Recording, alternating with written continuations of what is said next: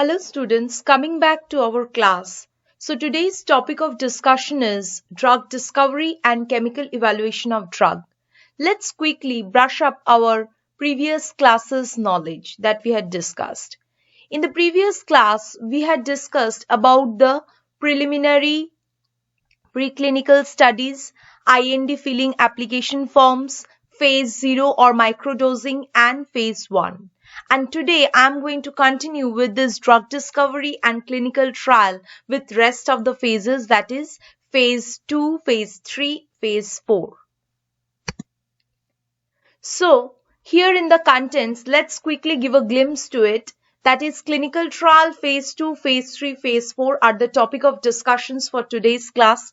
On the right hand side, you can see that I have just put a picture of this clinical trial where you can see that all the phases, that is phase 1, that is a recap to all of us, that is a test brand or new drugs or devices or procedures to find out how safe they are, including the safest dose, and identify the possible side effects usually that involve 20 to 80 people.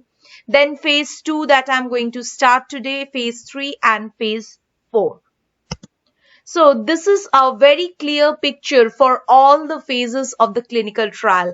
As this is an animal depiction, or you can say it is a pictorial depiction, it will be easier for you to understand and to remember. See, in the first clinical laboratory studies, previously we had studied that it is providing us with the information on dosing and toxicity levels. On the phase 1, the safety is concerned. Phase 2 is the safety and dosing. Phase 3, safety and efficacy. Finally, with the FDA approval, we are going to the phase 4, that is post-marketing safety and efficacy, or you can say it post-marketing surveillance. So this way the entire phases of clinical trial is depicted properly. So for an examination, if you get a question on write down the phases of clinical trial, you can give this pictorial representation as well. This is a very good example.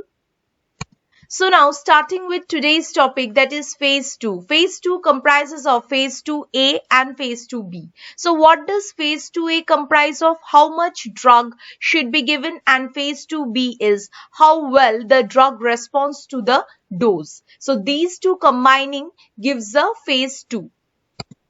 Next is the distinctive features of phase 2A and phase 2B. So first, the primary goal of phase 2A is to determine the therapeutic efficacy. The term is very, very important, that is therapeutic efficacy. It also helps in undergoing the pilot trials, that is the dose response determination, determination of dose regimen, and determination of target population.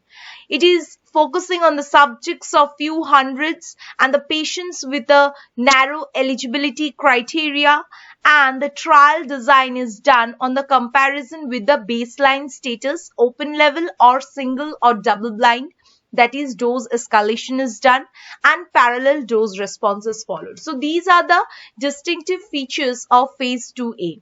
Now coming to the distinctive features of phase 2B. For the phase 2B, it comprises of the pivotal studies, that is the objectives, focus on the aspects of phase 2A trial, blinding, placebo or other concurrent controls, that is crossover treatments, multi-center, then subjects similar to phase 2A, and the trial design, that is single or double-blinded, which are conducted at multiple sites. So these are the distinctive features of phase 2A and phase 2B. And on the right hand side, you can see again I have put a pictorial representation so that this number of clinical trials, the phases, the number of volunteers, that should be very, very clear to all of you.